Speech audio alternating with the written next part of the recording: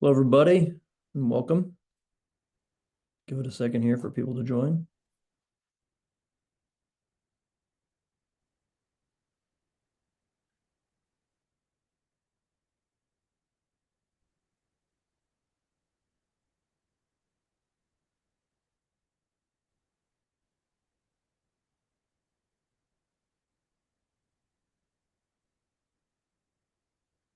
Okay, we're going to start this off a little different than normal. So usually we introduce ourselves, talk what we're going to talk about, that kind of thing, and we're going to jump right in to a demo.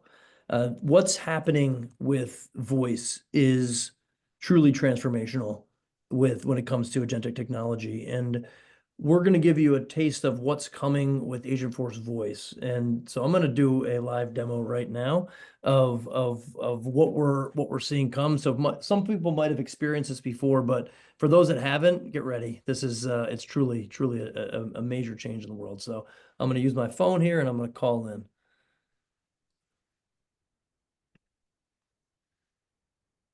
Here we go. Calling North River Beverage. How can I help you? Yeah, I need to change my next delivery. Sure thing. What's the name on the account? It's Tom Hebner, and my account number is 1172244. Thank you, Tom. What date would you like to change your delivery to? What's my delivery schedule for now? Your next delivery is scheduled for June 28th, 2025. Would you like to change it? Yeah, what's that? Is that Saturday? Can I get it on Friday of this week? Sure, I can schedule it for Friday, June 27th. Perfect. All right. Yeah, that's great. Thanks. So also I need to add a case of Casamigos Blanco. What's that going to cost? A case of Casamigos Blanco is $419. Would you like me to add that? Yeah, that's great. That's great. I need like a Pinot Noir, like California Pinot Noir. I could price it like a $20 a bottle. Do you have any recommendations? Yes, I recommend the Mayomi Pinot Noir from California, which is $20 a bottle. Should I add that to your delivery? Yeah, what would 4 cases of that cost me? 4 cases of Mayomi Pinot Noir would cost you $960. Would you like to proceed with that? Yeah, that's awesome. And just on the Casamigos, it's become really popular. Any idea why? Amigos has become popular due to its smooth taste and celebrity endorsement by George Clooney. Anything else? George Clooney is pretty smooth, and so is the smooth taste. Well said. Can you give me a case of the añejo, too? Absolutely. A case of Casamigos Añejo is $499.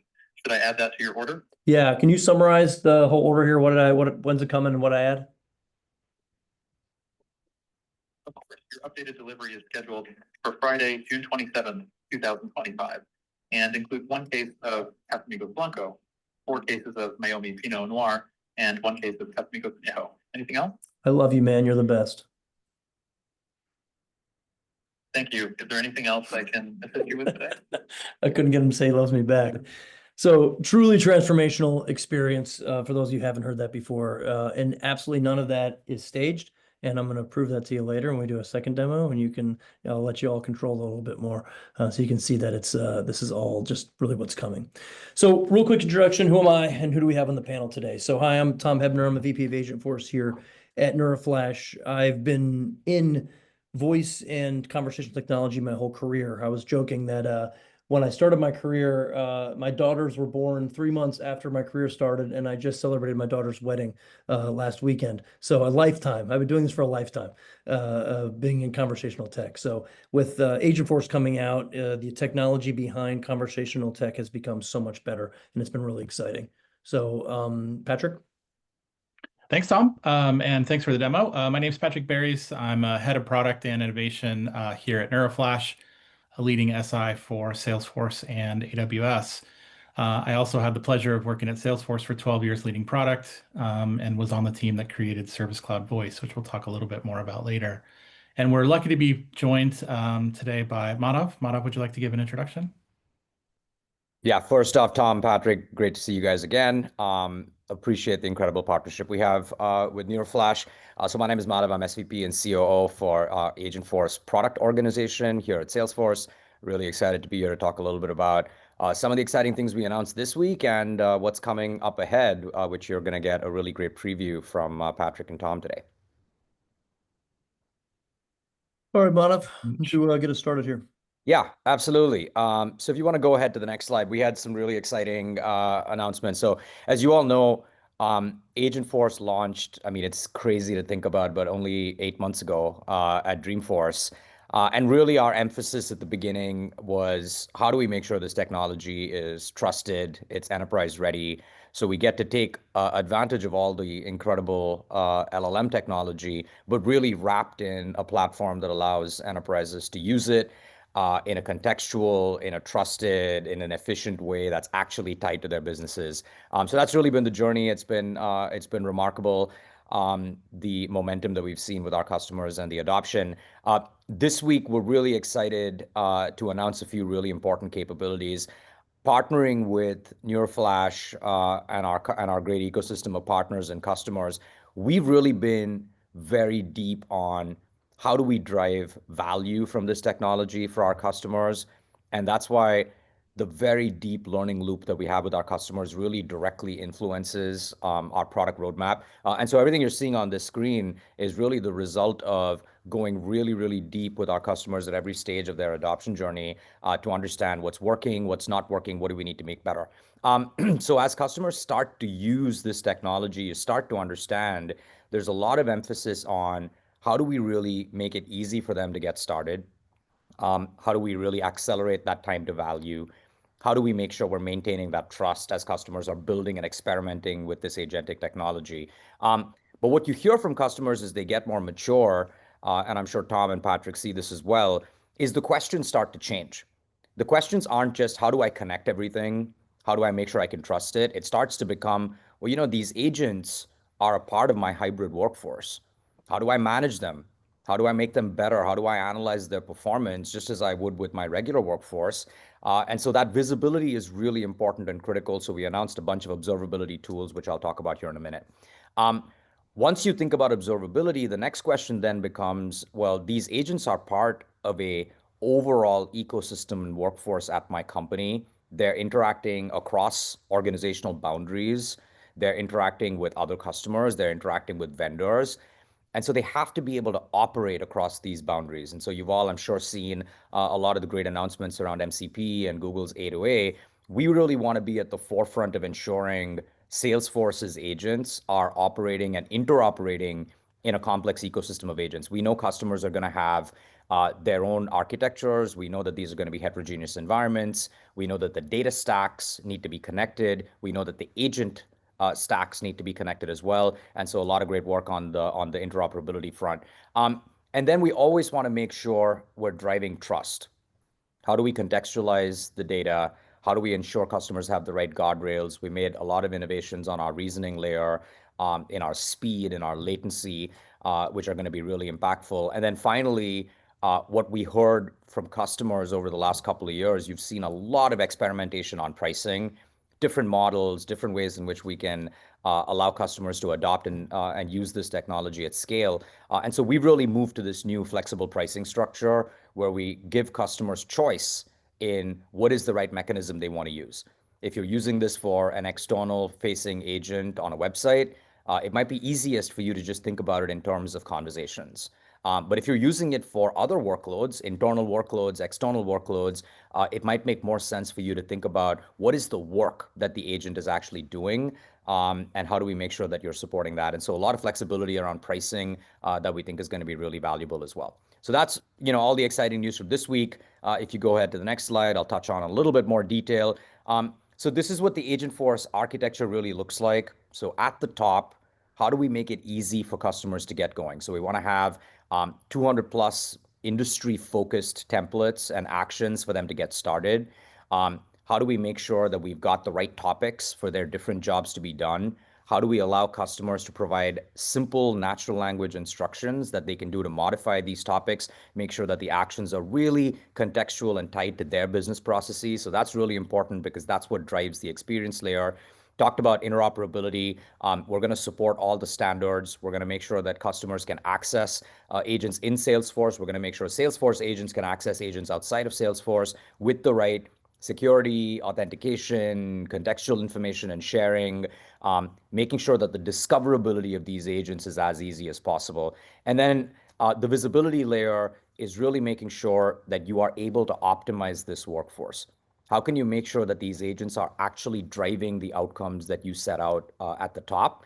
And then designing them to make sure that you can analyze everything the agents are doing. You can go deep on every single interaction. You saw Tom's example. That's a fairly complex conversation that just happened. I mean, the voice agent is really interpreting and determining things where Tom didn't even mention some of the names of the brands, and the agent was able to piece that together. Well, how do you make sure that you've got visibility into those interactions so you can tune the agent so it's accurate, so that it's reliable? And so a lot of emphasis on the visibility, observability layer, and then continued innovation on the reasoning engine.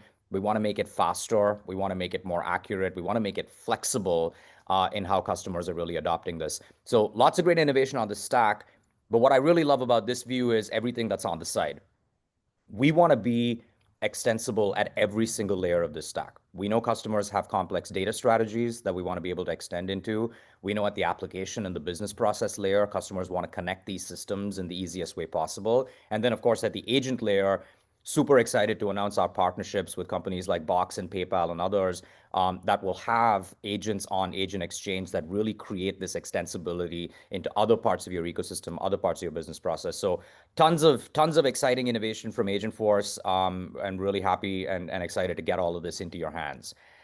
So my last slide is just a little bit of a look into the future. Tom and Patrick are going to show you some exciting things as well. If you really think about where are we headed on this platform, we think about it in these 4 layers. At the interaction layer, you'll see a lot of great examples of Agentforce Voice today.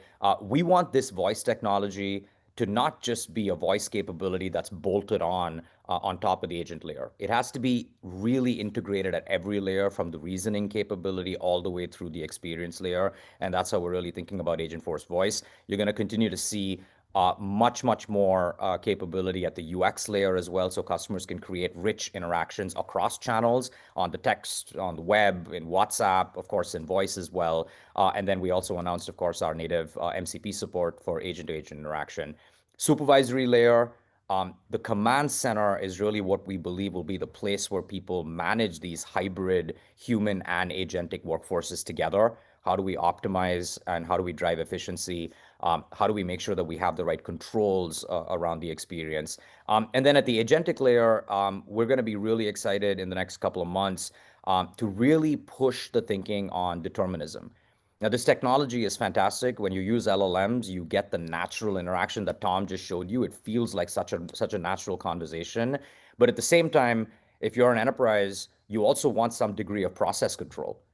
If you're in a legal business, or you're in healthcare, or you're in financial services, you got to make sure that the process is flowing in a way that you can control the predictability, the variability, and that the experience is being delivered as consistently as possible. So lots of work on determinism we're going to be excited about. Background agents, we think, is a category of agents that we're really starting to see customers use, which is, I'm going to build experiences that drive better workflow automation, but I want to do this at scale. I want these agents proactively working in the background, enriching my leads, looking at my customer cases, giving me better information about my accounts. And so how do we really bring better tools that allow customers to build these more proactive at-scale experiences is something that we're really excited to come out in the next couple of months. And then, of course, at the development layer, as you all know, Agentforce is not just an experience layer with agents, it's a development platform. We want to continue to accelerate the improvement of that development platform so great partners like NeuraFlash can start to really deploy these agents quickly, effectively, across a whole broad set of use cases. Customers really think about this agentic technology very broadly across their customer experiences and their employee experiences, and we really think about the development stack in a way that supports that. So really great partnership that we've had with NeuraFlash. Super excited for all the great work that's coming up ahead. Just wanted to thank you all for this opportunity. And I'm going to stick around for a little bit if there's some questions that we can answer on our product roadmap. So thank you so much, guys. That's awesome, Madhav, and having. I'm going to tell you in a little bit word about our role here in Agentforce, being the #1 Agentforce partner. We've lived through the amazingness of the product and some of the places that we need to add features, and this roadmap is fantastic. So it's all the stuff that we need. Yeah, what I appreciate, Tom, so much is I think that you all are kind of the epitome of being obsessed about customer success, and that's the most important thing. It's hard to remember now, but the category didn't exist 9 months ago. And so when you're in this mode, going really deep with customers both helps ensure that the customers are getting value as quickly as possible and really driving the outcomes they care about. But it also drives a really rapid iteration cycle with the product and the capability. And that's something that we really value in our partnership with you. Yeah, it's been fun. It continues to be fun. It's good. Thank you for the update. So this is a weird slide. I really wanted to share with everyone my facial hair and glasses choices over the years. But marketing put this together just to kind of show our history here in the space. And I mentioned it before, it's a very weird time for us. And Madhav and I were on a panel a few weeks ago. And I started off by saying I'm weird is how I introduced myself. Because I started my career building conversational tech. I put first natural language system live in 2001 in the US for the telephone company Sprint. And then it wasn't called AI, but under the covers with the technologies, the support vector machine, which is what predictive AI is today. So really doing that we were the first to voice natural language. Then in 2013 was me and Jim Hunt, the COO of NeuraFlash, deployed that. And then in 2013 with USAA, Dennis Thomas, our CTO, and we built the first AI chatbot in the world on their website, and on their mobile app for USAA. Is a huge splash, huge announcement. So we worked at this company called Nuance Communications, which at the time was the only game in town for conversational AI. So, a lot of people, I started my career as a developer, and a lot of people reading C++ and Java books. I read a book, The Language Instinct by Steven Pinker, because language was very important in the technology that we're doing. So in 2016, we founded the company on the bet that these AI chatbots and AI was going to be a thing that was really going to make an impact. And a few months later, Einstein was announced by Salesforce, and people started to understand what we were talking about. And we became the #1 Einstein bot partner. And then Patrick, I'll hand it over to him. He did some great stuff at Salesforce that made it even more exciting for us. Well, thank you so much, Tom. I joined Salesforce in 2010 and certainly had an amazing journey there along with the rest of the team. One of the things that we did in 2020 was to launch Service Cloud Voice, which was really transformational in bringing together telephony and CRM, data, employee experience all together. But one of the things that's interesting, I think, about this slide is the time scale is 23 years. But what we've seen in the last 8 months shows how fast that acceleration is now going to continue to be. So from Service Cloud Voice, obviously, come voice agents, and now the next step on what Agentforce and Agentforce Voice can do, both to the bots world and to the voice world. And, that's what we're here to talk about. NeuraFlash is, now positioned as Tom mentioned, as the #1 Agentforce partner in the world, also the #1 Service Cloud Voice partner, the #1 Amazon Connect partner. And we've done over 70 Gen AI projects to date. And as Madhav pointed out, the most important thing about that is, one, customer success, and two, what we're learning from them. And those learnings are going very quickly back into Madhav's team and Salesforce more broadly, but also into our next projects and our next engagements with customers, where the first question we always ask is not which technology do you want, but what do you need to do with your business? Where is your business going? And then we'll talk about how we can map to that based on what's available to us today and what's coming. And what's coming is the topic for today's conversation. There's some super, super exciting things coming to this space.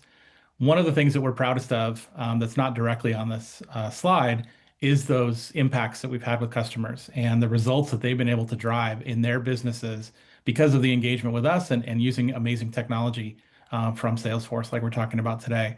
So Tom's going to take us through some of those impacts that we've been able to achieve together with our customers.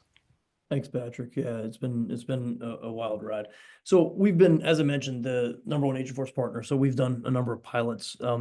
And starting from the beta of the product, we were working with Agentforce before it was called Agentforce, with Vivint and a couple other customers out there. And what's interesting is this stat right here where bots, we've been building Einstein bots forever, and they would automate 20-25% of the conversations. And we have not done an Agentforce project yet that did not at least double that performance from Einstein bots. And this has been the pattern everywhere. Some do better depending on the use case, but they always double it. And it's interesting. The real fun part for me has been the skepticism. Folks that have been living this technology for a long time couldn't believe the numbers they were seeing. So we have one of our customers that actually put it live in a limited capacity and got 700 chats in a month. They read every single one of them to make sure that the agent was really doing its job. And for them, it automated half. Half of them were automated, and their Einstein bot was actually about 15%. So they way more than doubled the results. And they trusted it. After a month of reading those chats, they trusted it and put it live on their main site, 10xing the volume that they had put into it originally. So these kind of stories that we're seeing and living every day, this tech is truly transformational. And for me, having been in service my whole career and doing service automation, the reality is voice accounts for 70-80% of inbound traffic in service across the board. And digital is, 20-30%. And Agentforce, as we've done it so far, is digital. So we are having these transformational experiences, but it's in the smaller volume part. That's why we wanted to have this webinar and talk about what's coming with voice, because it's really going to change the game. When you start getting these types of automations, and I think voice is going to be even higher types of automations, you're really going to start having a massive impact on how business is done, and it's really exciting. Yeah, so as Tom mentioned, voice is the story, and there's a little bit here. When we created Service Cloud Voice itself, we were bringing together the voice channel, your customer data, your business workflows, and your human agent experience all in one place. And it's really the first time that had ever been done to that level. At that time, what was possible on digital channels had already outpaced what was possible on the OG service channel of voice. Especially related to things like self-service, assisting human agents in real time, data mining and automation. But by tightly coupling the voice data, both the metadata and the actual content of the conversations, and the experience of the employees with CRM, with your workflows, with your customer-centric data, we were able to make voice the new digital channel again, and apply all that innovation to the voice channel. And as Tom mentioned, voice was and continues to be the highest volume and also highest cost channel for things like customer service and sales. And therefore, it's one of the biggest opportunities for improving your customer satisfaction and sales conversions, as well as cost structure. But what's coming next, maybe even bigger. And you heard some of that in the earlier demo. But I think what we're seeing is a quantum step forward. Tom, can you go forward a slide, please? Again, inspired by what AI like Agentforce can do on digital interactions, Agentforce Voice represents this quantum step forward in terms of what can be done with voice. Led by voice,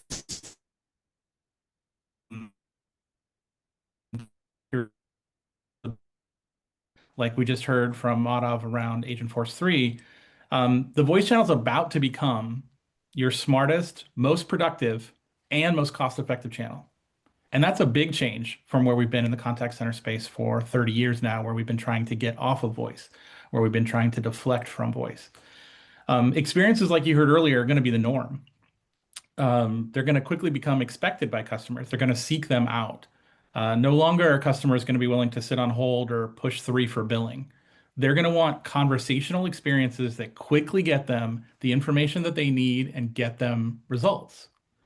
With higher satisfaction, better conversion rates, lower costs, we're actually going to see companies pushing customers channel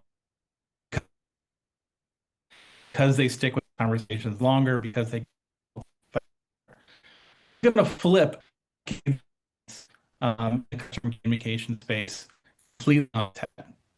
Next slide. And that's why this new innovation from Salesforce and others around the voice-centric models and voice-centric approach to AI is not really an evolution in this space. It's really a revolution. It takes things to a whole nother level that hasn't been possible before through the inspiration of what's been able to be done on digital channels and then the innovation that's coming at this rapid pace.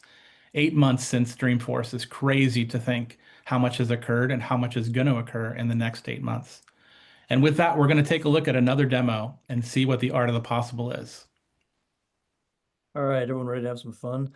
So I get accused of my demos being canned because they sound too good. So right now, jump in the Q&A, everyone on the call, jump in the Q&A and put in a brand you'd like me to call. We have hundreds of these demos ready, so I'm ready, queued up here to pick throw some brands in there. And let me see, put it in the Q&A. What do we got? There we go. Dyson, Nike, we got sneaker, a lot of sneaker requests. Oh, A lot of sneaker requests. we got shoe heads, sneaker heads. Exactly. Heads in Anyone the else? webinar. What else we got? Oh, here we go. Coca-Cola. That's not a bad one. I like that. All right, I'm gonna take New Balance. I'm gonna take New Balance. I think I have one of those already ready. So this is not a live New Balance system. This is a demo of what New Balance could be. You guys ready?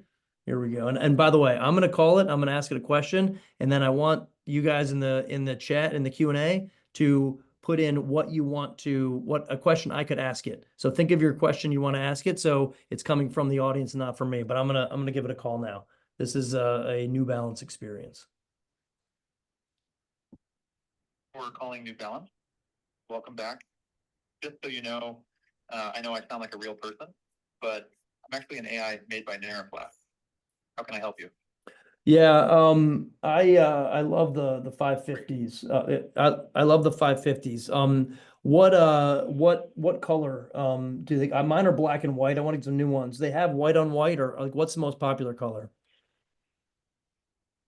I'm glad to hear you love the 550s. The white on white is quite popular, but many also enjoy the classic navy or even the vibrant colors like red. Would you like to know more about availability for a specific color? No. So I also have I have a hoodie, New Balance hoodie from the New York City Marathon a couple years ago, and the pocket ripped. Would I be able to send that in for repairs? I'm sorry to hear about the pocket on your hoodie. Unfortunately, we don't have a repair service, but I can help you with options for a new one. Would you like assistance finding a replacement? No, that's cool. One of my friends here, John, he had a question. He wants to know what the largest shoe size is that you sell. Great question for John. We typically offer shoe sizes up to 18 inches select models. Would he like information on a specific style or fit? I don't know. John stopped replying to me. I don't know if he has any more specific questions. My question is the fashionableness of the shoes. You know, I saw that movie Crazy Stupid Love, and they threw the New Balance sneakers off the balcony of the mall, saying they were unfashionable. Is that still true? That movie's about 10 years old. Is that still true today? Fashion trends definitely change over time. New Balance has really grown in popularity and is seen as stylish by many today. Are you considering a pair for yourself? I already have my 550s and I love them. My friend Roland here has another question. He want to know if you have any Atlas SELs in stock, and can you give a summary of the benefits over the SE? Absolutely. The Atlas SEL features enhanced cushioning and support compared to the SE, making it great for long runs or daily wear. As for stock availability, I recommend checking our website or local store for the most accurate info. Does Roland need help with anything else? Roland, do you need help with anything else? Let's see. I'm asking him, see what he thinks. Hold on a second. Sure, take your time. Just let me know whenever you're ready. Is there anything else you would like to know in the meantime? Roland asked about Volkswagen cars. Little did he know that they also have an Atlas New Balance shoe. Well done, Roland. Thank you, sir.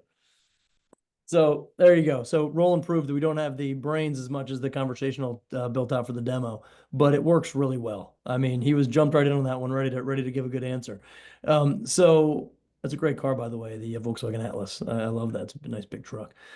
So So some questions came in on what's powering that. So this is what Agentforce Voice is going to be. This is not a full demo of Agentforce Voice. That product hasn't launched yet, and it's just entering beta currently. So what we've done is work with the product team to build the components of it to be able to demo it. So that's you're hearing. This is what's powering. This is what Agentforce Voice is going to sound like.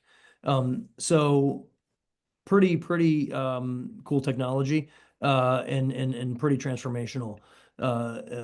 Pretty exciting about it. So Yeah, there was a further question, Tom, about, kind of how does the voice sound so human? And I think, we can talk about some of the transformational things that have happened in the last several months that allow this to now be possible when it wasn't really possible before. One of those is voice-centric models.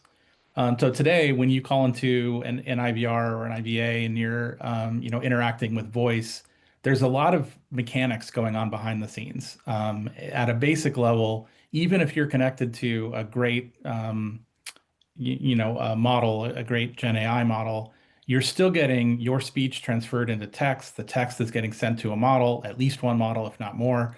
That model is providing an answer in text, which is then converted back into speech. And so you get this kind of stilted type of conversation in terms of pace, but also at the same time, the voices are getting, better and more conversational themselves. And so these two huge advancements in the last several months have really allowed the combination to sound very human, but to interact in a way that we as humans want to and are prepared to interact. Conversations where you can interrupt, conversations where you can put more than one question or intent in a sentence, conversations where you can change your mind halfway through, or that you don't have to repeat the thing that you said 3 minutes ago because it still knows, what you said and what this is in reference to. And so those are some of the advancements that are, allowing this kind of experience to now be available and very quickly going to be standard. And so I just wanted to get to that level to answer that question, Tom. Thanks for letting me interrupt. no, it's a good one. And Adam just has another great one. The information being used. So a production agent will be grounded on your data. The ones I'm showing have not been grounded on New Balance data. Clearly, it started answering questions about Volkswagen trucks. So those are ungrounded, but you would ground them on your data, just like Agentforce has done today. So it's answering these questions on your company and what's happening with you. So really, it's this incredibly powerful, almost magical conversational tech where on voice before, I mean, I've built these systems, they're rigid. And if you went off the rails at all, you're having a bad experience. So now we have the ability to do that. And ability to do it at a level of automation that we have never seen. And I think there's a question too about the product being beta yet. It did. This is not the GA product yet. That's coming from Salesforce. So this is just demoing what it's going to be. Yeah, this is using the same kind of technologies that they're building it on to give the market an idea on what it can be, what the art of the possible is, so that they can, kind of think about how that applies to their organization. And as Tom pointed out, these demos that we can spin up very quickly are, somewhat generic.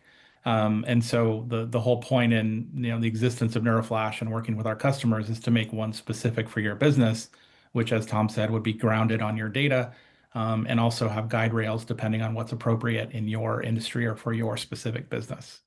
It's easy to make small demos. It takes a little bit of work. It's not super hard, but it takes a little bit of work to make one very specific for you. Yeah, I mean, my comment I always make is in my whole career, I'd spend a year to get 20% automation, and now I can spend weeks to get 60, 70% automation. So really is game changing. And there's some more questions coming in around, do you need Service Cloud Voice? You're not. I'm going to let Salesforce answer all those questions as the product becomes more mature. But the goal is that it doesn't matter what you have, and where it fits in. That's the goal. But I'll let Salesforce talk to those more details.